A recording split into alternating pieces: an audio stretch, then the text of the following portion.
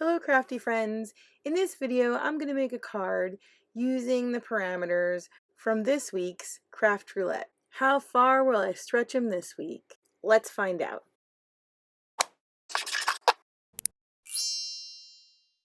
Alright, so this week the project is interactive card. So I got out my Lawn Fawn, I think it's called Platform Pop-Up die cut. It's such a cute card. I mean, it makes an adorable card. I've made it a bunch of times, all different themes.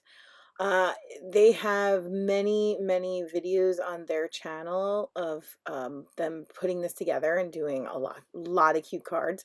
So if you want to see how this goes together more in depth, you can go to their YouTube and watch them. I didn't think, if you don't have this die, I didn't think you wanted to watch me put it together in real time, so I sped it up.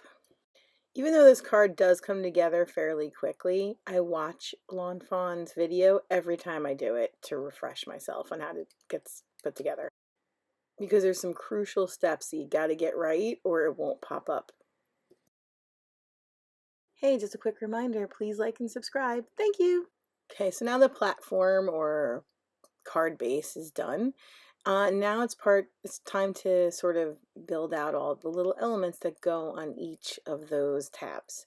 So my first tab, or I should say the back tab, I printed out this, well, I actually didn't print it out. I cut out this mountainscape that I did a while ago in Cricut. And I measured it so that it would fit on that tab, and I cut it out with my Cricut Joy. Then the next thing was these trees that are from a spellbinders die cut set. It's a winter scene where they're skiing down slopes. I was looking for very small like pine trees, and when I was flipping through I saw that they had actually one die that had all these trees, so I just cut them out in a bunch of different greens. And I just kind of laid it out. That little tab that I'm gluing them to is part of the die set with the card that you will fit perfectly on the tab. So I cut that out in green, and I'm just adding my trees to that. In that little tab has a stitch line on it. There's also a grass one, and then there's all of these add-ons that can make that tab bubbles and clouds and all kinds of things. This is one of my favorite interactive cards. There's a lot you can get to go with it, though. It gets a little overwhelming how many different add-on sets you can do. So after I added a bunch of these trees, you're going to see in a minute, I didn't love the height of the mountains. I wanted the mountains to be a little bit taller than the trees, so I kind of had to problem solve on how I was going to fix that. Another little problem that I ran into was that one of the parameters element was transportation, and I had a great stamp for that, but it ended up being entirely too big, as you're going to see in a minute. I spent the time coloring it off camera, I was ready to go, and it turned out to be entirely too big. So I put the van over to the side and went to work on my first problem, which was the mountains were too low. One problem at a time.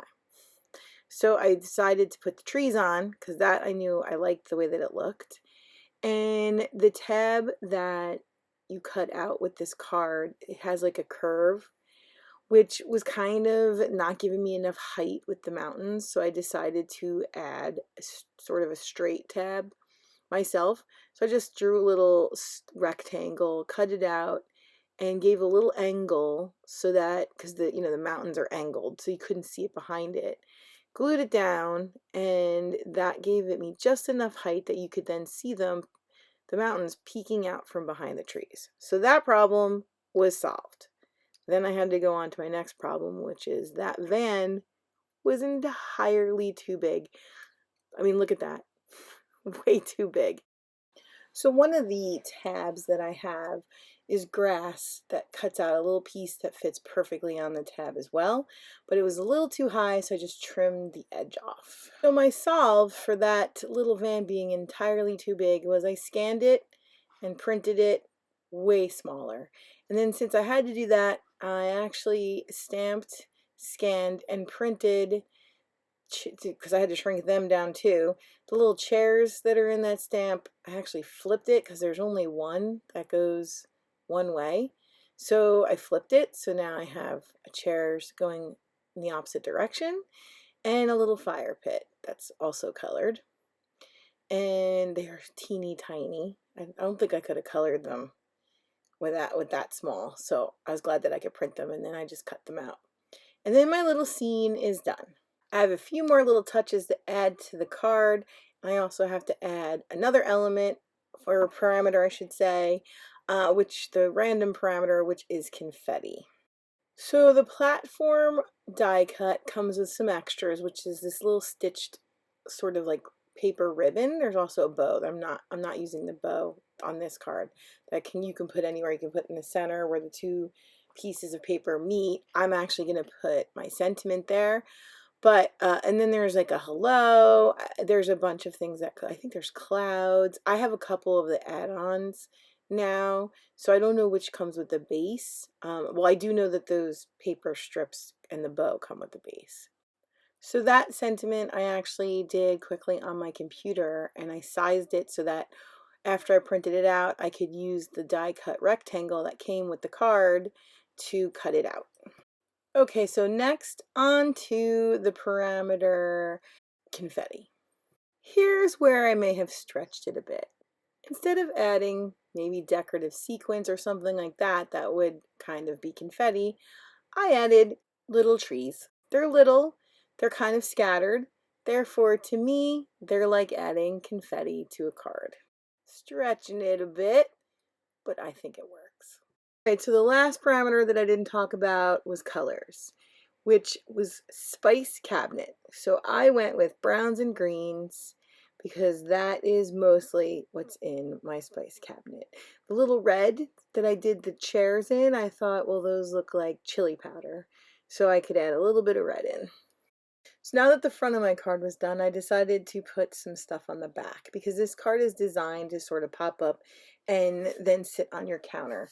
So I cut out two more of those sort of ribbon strips. They're cute. They have a little stitch in the middle. And then what I often do on the back is leave like a little white square or rectangle so that I can write from, you know, the family's name or a little message to the person that I gave the card to. So I haven't decided who I'm giving this card to yet, so I just left it blank so I can fill it in later.